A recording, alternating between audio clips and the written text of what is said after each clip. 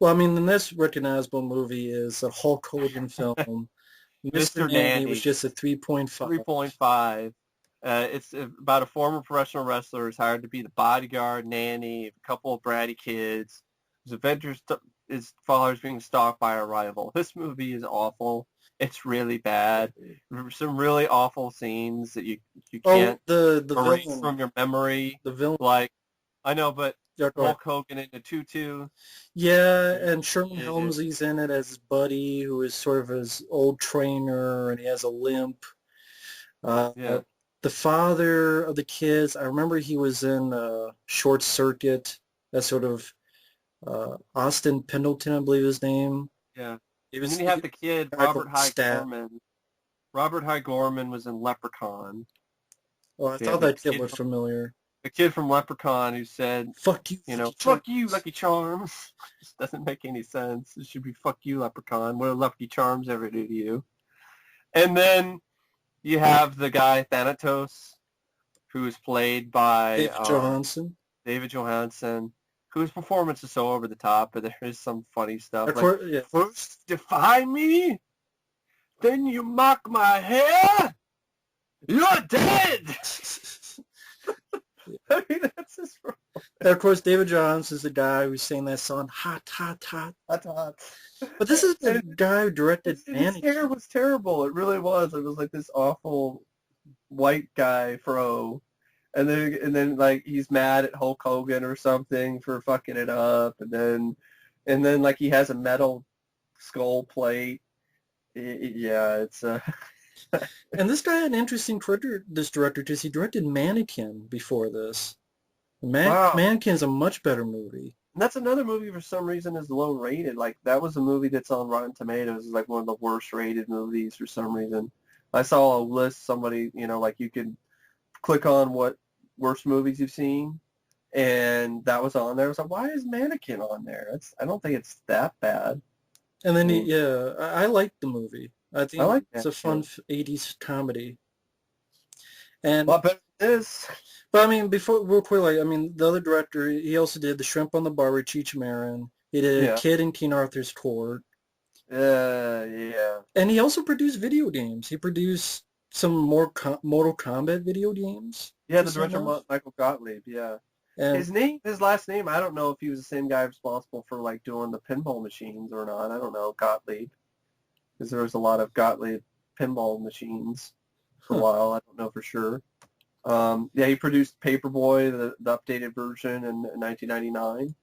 And So unfortunately, he's passed away at 69 last year, which is too bad. But that's too bad. Mannequin's still a good movie. But this one, I always remember for some stupid reason this one song stuck in my head ever since I first saw it back in the day. Is like a song they're listening. It's like I don't want to go to school. Da, da, da, da. Why do I have to go to school? I don't remember that song. It's a song on the radio when Hulk Hogan's driving the Yeah. kids to school, for anyone who sees the movie. I don't know A better why. version Just of this sort of stuff with kids. Like I thought the pacifier of Vin Diesel was better than yeah, I like that this. movie, and of course, Kindergarten Cop. Kindergarten Cop. Ed Leslie's also in this. Brutus Beefcake. Oh yeah, Uh, WWF. Or yeah. There's WWE. a few wrestlers at the beginning of the Awesome. flashback, like Yeah. Kamala. Yeah, Kamala. There's some decent little bits of stuff where Hulk Hogan punches some guys. Johansson's performance is so laughable. Like I do have it on DVD, like for if I ever do a Hulk Hogan thing. But I definitely would say I like Suburban Commando more. Yeah, Uh, some more goof fun on. more goofy fun with that. This is just cringe-inducing, and the kids are obnoxious and annoying, and I don't really care about them because they're just dicks. Yeah, very Just likable. very unlikable, doing like pranks and shit. Like they're fucking think they're trying to stop robbers in Home Alone. Yeah, they're trying to be Kevin McAllister. But yeah, Mr. Nanny. I mean, there's a scene with Hulk Hogan in the tutu. That's all I'm gonna say. But the next recognizable movie is a film called The Criminal Mind with Frank Rossi. But I say recognizable only because I recognize Ben Cross. I do too. Which, From the Unholy. Yeah. yeah, and the film gets a 3.5, and it just seems a very typical The look on Ben Cross's face is hilarious on this cover. He doesn't. He looks like who smelt it, dealt it. I'm gonna shoot whoever farted. It sure as hell wasn't me. Was it you, Frank Rossi? Or was it you, Lance Henriksen?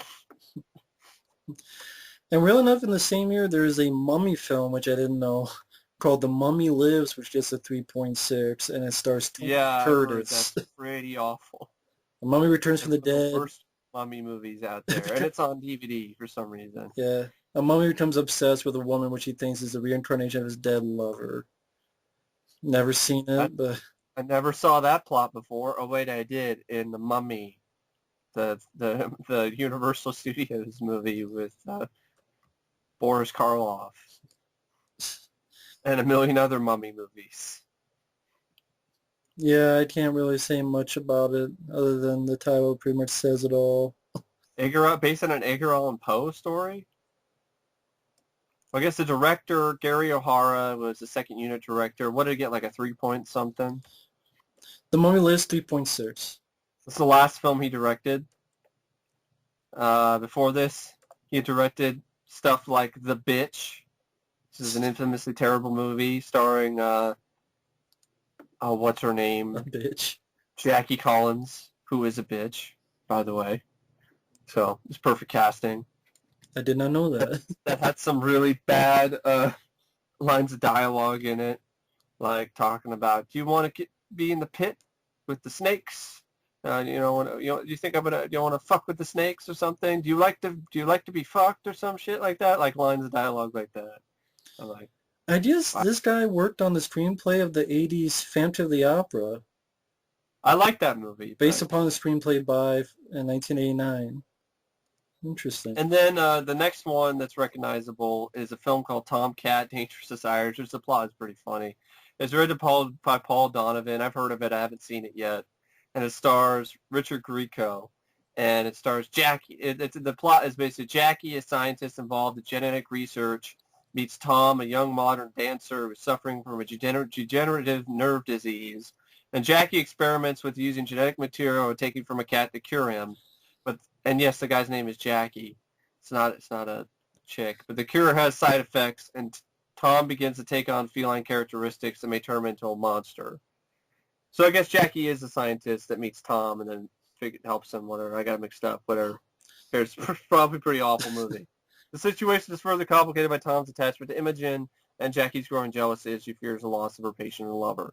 What it basically is, it's like Richard Grieco becomes like half cat. And it's like a erotic horror thriller. Yeah. I don't know much. I don't really have to say much else. No, not really. Richard Grieco, an erotic horror thriller where he's half cat.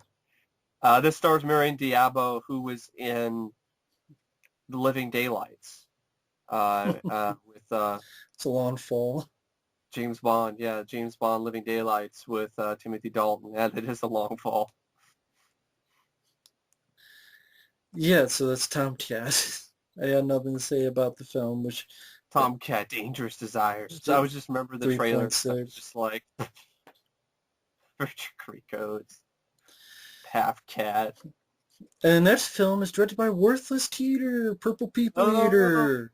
Yeah. I was pissed off because I didn't like these shitty Jeff Speedman movies, and got pissed at me. Shitty.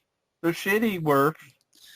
They really are. And this is a film starring Stephen Bauer, Chelsea Field, and Pamela Anderson. Pamela Anderson, yeah. And the plot. 2 men have already been killed during intercourse by a prostitute. The young Sergeant Peckham is transferred from Vice to Homicide Squad for the investigation. There's a Pecker, really? She asks her boyfriend, police psychologist David Stratton, for an analysis. Shortly after, he's introduced to amnesia patient Felicity, a stunningly beautiful blonde, the one who plays her. She tells him of her nightmares, in which she kills her lovers, but since he's got a crush on her, he doesn't draw a connection to Pay's case because he's a fucking idiot. Probably because of a fucking stupid screenplay. Oh, I guess maybe Worf Tier rewrote it and then put those two guys' names. Matt McCoy is also in this. Matt McCoy, he's been in a few films. Deep Star 6 and Abominable. Are you sure it's the same Matt McCoy? Oh, he was in Deep Star 6? I thought it was Matt McComb. No, No. Matt McCoy. This is the guy who was in Deep Star 6, The Hand That Rocks the Cradle, Oh, yeah, he was in Hand That Rocks the Cradle. and Yeah. Abominable. I was mentioning Hand That Rocks the Cradle, yeah. It's worth Teeter. He's made shitty movies. And it has And a Pamela stupid Anderson title. is in. Yeah, Pam Anderson's in it. If she's in the film, it's going to suck. Yeah, Worth Teeter directed, it's even going to suck. And when it's a stupid title like Snapdragon, Snap, Crackle, and Pop in your ass. Snapdragon sounds like a... I don't know, doesn't sound like a good movie title. It sounds like some toy you play with or something. A porn position in Japan. Are we going to do it in the Snapdragon? Next one's called CIA Target Alexa, CIA 2, actually. It's the sequel, which I haven't seen, but I know Kathleen Kinmon helped write some of the story. And so it's Lorenzo Lamas. And directed by Lorenzo Lamas. Lorenzo Lamas, directed by Lorenzo Lamas. Stars John Savage as well. John Ryan, who is in American Cyborg. And it gets a 3.7. It's 3.7. I haven't seen it, but I haven't seen CIA, which I think was like Codename Alexa.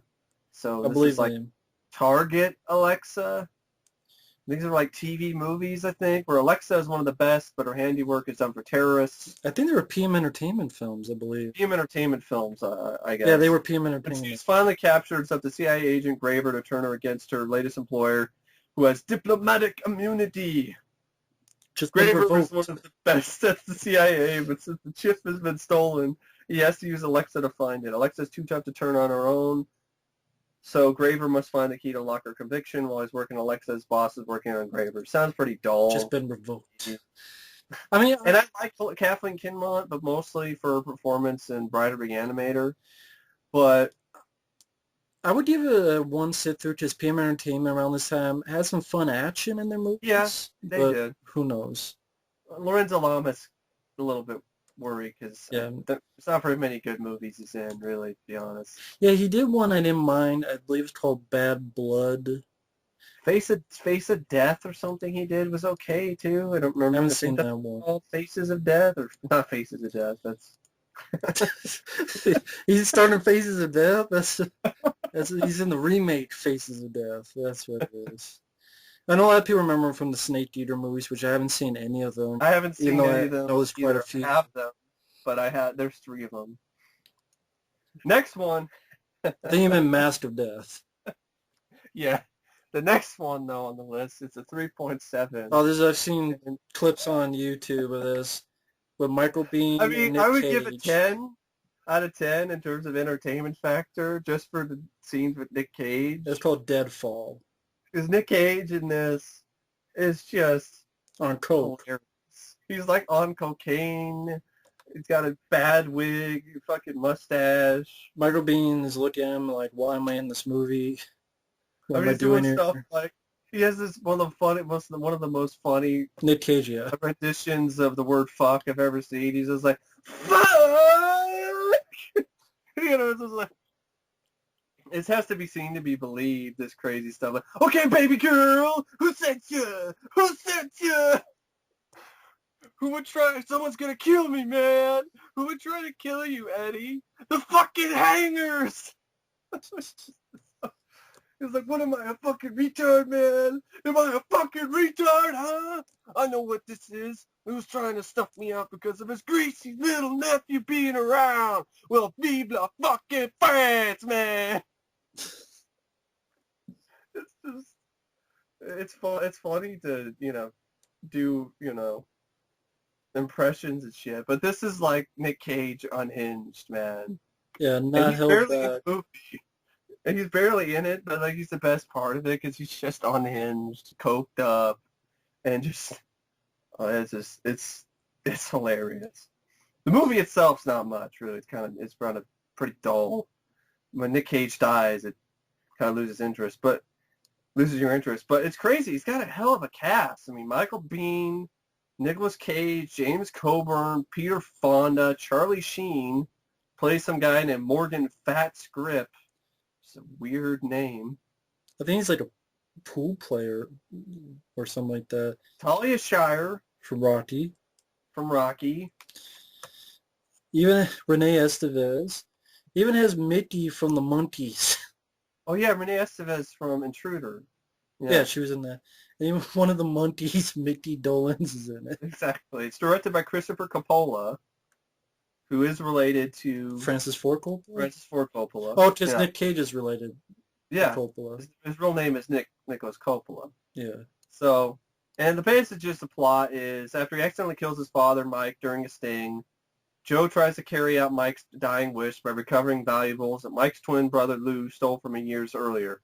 My Uncle Lou is a confidence artist, and Joe is soon drawn into his increasingly dangerous schemes.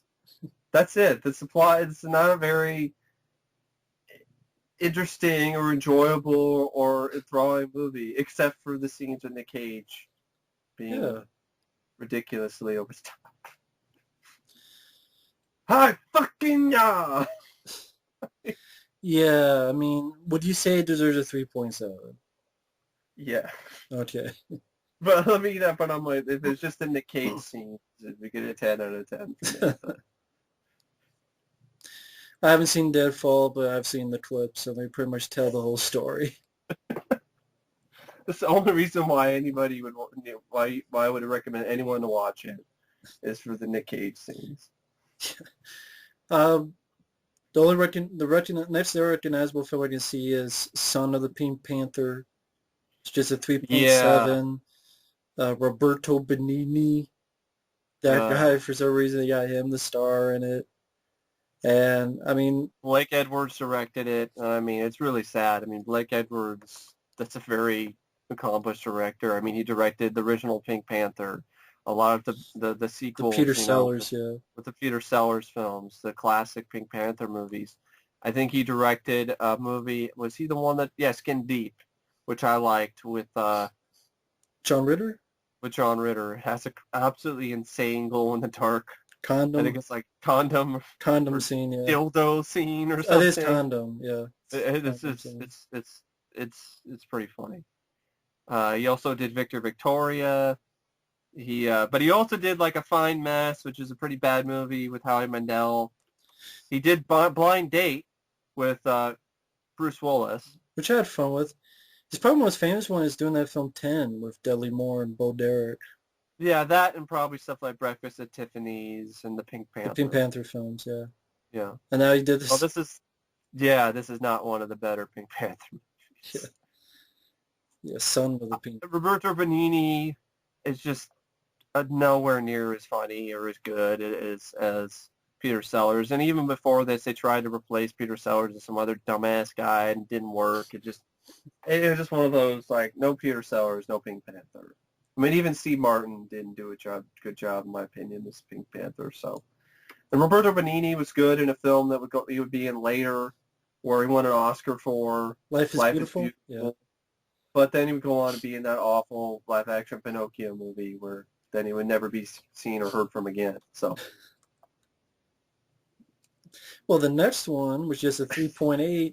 This is what I used to like as a kid. Directed by the Fonz himself, Henry Winkler. Henry Winkler, and Cop and a Half. Cop and a Half with Burt Reynolds.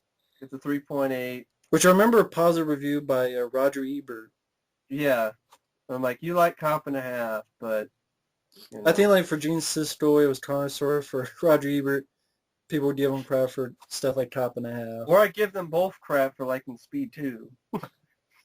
Yeah, at the end of the day, each one has their opinions, but it's their it's own fun. opinion, but it's Speed 2. Cruise Control. And it's got anyway, Cop and a Half. This kid trying to be Eddie Murphy. That's what it Axel is. Foley with Normandy Dolan II trying to be Axel Foley, but without the cursing, just as a PG. It's kindergarten Beverly Hills Cop or something. He is trying to be like Axel Foley. Beverly Hills Kid. Beverly Hills Kid, and it's not really working very well. Burt Reynolds, it's kind of sad to see him in this, basically taking a paycheck, dealing with this kid. I remember a scene with a Twinkie where he had these stupid henchmen So it's trying to be like a kid's movie. Like the one henchman guy, like he's really into Elvis and shit. I remember that. Ray Sharkey, I think. I think it was Ray Sharkey. Maybe he played the guy. I don't remember. It's been a long time. But I remember like throws a Twinkie at like some guy's head or some shit, and I'm like, that's not physically possible. But whatever. Who cares? I mean, you got lines like this. I'm your worst nightmare. An 8-year-old with a badge. Trying to play off against the 48 hours line. Exactly. Yeah, I'm the worst nightmare. I'm the bubba, that word with a badge. That gives me permission to tip your ass whenever I feel like it. That was good. I mean, it's pretty much, 8 hours. yeah, from 48 hours. Yeah, it was good in that because Eddie Murphy. Yeah, I guess it's trying to spoof buddy cop movies, but it's, not really that funny. I mean, you got a line like, how's it going, fart head? I mean, really, it's like... Well, they can't cuss, so they got to make up words that are clean. It should have been PG-13. I mean, that's the thing. PG just didn't do that much, and it was just tame and lame, and yeah. I think you can find a review of this on Mike's channel that's still up for those that want to check it out. I remember, I think that's one where one of the pictures you have like the peace sign. Yeah. Like for the cover is like you forming the peace sign with the two fingers. It's like he has two. He's got two. That's a better Jingle All the kids Way. comedy. Yeah. That's a bad kids comedy than Cop and a Half. That's a movie I didn't mind as a kid, and I just couldn't stand it as an adult. It was just Cop and a Half. Yeah. The kid was annoying. Yeah. We have Indecent Behavior, Shannon Tweet's softcore porn flick. I'm pretty sure Efrie's probably seen. Yeah, it's some good fun because he's sort of the expert on tits. Shannon Tweed. He's the expert on tits. And Shannon Tweed's tits. Yeah. Indecent Behavior, just a 3.8. You have a film called Mandroid. I haven't seen, but I've heard of it. I believe a full moon film. Yeah, there's a sequel called Invisible, The Chronicles of Benjamin Knight, which is funny. It's like, okay, where's the Mandroid? Well, there's not really a Mandroid in this. Then why sequel? This sounds like that TV show, Mandroid. That Mantis? Yeah. It wasn't called, it was Mantis, yeah. It does. Like in his hidden laboratory deep in Russia, Dr. Carl Zimmer invented the Mandroid, a humanoid robot which follows the motions of a man in a special control suit. So instead of a Mantis where the paralyzed guy gets in the suit, he controls it with his mind. mind. Controls it with his mind. He has offered the invention of the USA of sent Smith and Waite from the CIA for inspection. However, Zimmer's partner Drago plans, I know, and wants to sell Mandroid for the military. At night, he tries to steal Mandroid. He becomes exposed to highly toxic supercon, but he can flee, and he won't give up Mandroid, even though he's terribly disfigured. And I know Jack, I mean, yeah, it doesn't star much of anybody they really recognize. Yeah, I believe it was a full moon movie, I believe. Yeah, it was Charles Band. I pretty much remember I had the VHS mainly for the Video Zone segment at the end, where they do like behind-the-scenes stuff. This is from the director of The Visitors, which is a piece of shit ghost movie, foreign ghost movie. It sucked ass. And he also directed Invisible. Well, the only thing I remember is like the really bad dubbing in that movie where the kids are saying the F word at the dinner table. I remember that. And like the ghosts for some reason look like dwarves with like really bad skin. Just fucking weird. Boring. The movie my dad didn't even like because he was like, man, that was a bad one you picked. I was like, yeah, it was. But Mandroid I haven't seen yet, but it looked like it might be a time waster. A little bit of action, full moon action. The design of the Mandroid didn't look that bad to me. Yeah, I mean, I haven't seen the film, so I can't comment on it. I just remember Mantis, the TV show had a shitty ending where the lead guy dies from Invisible Dinosaur. I didn't mind that show. And the ending was just fucking lame. It was like Invisible Dinosaur kills your lead. That's smart. Because they knew it was being canceled, but come on, at least don't give it an ending like that in the final episode. It's like, yeah, we're getting canceled, so we're going to pout like bitches and fuck you fans. Suck your ball sack. And it was from the writers and creators of X-Files, I think. So what if that was how the X-Files ended? With some stupid shit like that. It'd be shitty. The Alien 3 by 20th Century Fox Face. But the next film, I saw this when I was a kid, called Prehysteria, which is a 3.8, starring the kid from Last Action Hero. 50 Prehysteria movies or something? At least 3. I remember that. There's 4. Or 4, maybe. Austin O'Brien is the kid who was in Last Action Hero. He stars in this. I know this was part of the Full Moon family called Moonbeam Productions. Most of those are terrible. And it's pretty much about a kid who finds these little tiny dinosaurs. And Brett Cullen is also in it. He's been in a few things. Stephen Lee, who was in RoboCop 2. And I pretty much remember Brett Cullen for his role. He was in Apollo 13 for a bit role. But I pretty much remember him from, I think it was the Replacements. I think I remember him the most for, where he played Rick Martel, the douchebag quarterback guy. But I don't know for sure if that's the same actor or not. Yeah, he is. Eddie Martel. He played Eddie Martel, not Rick Martel. Eddie Martel was a dick.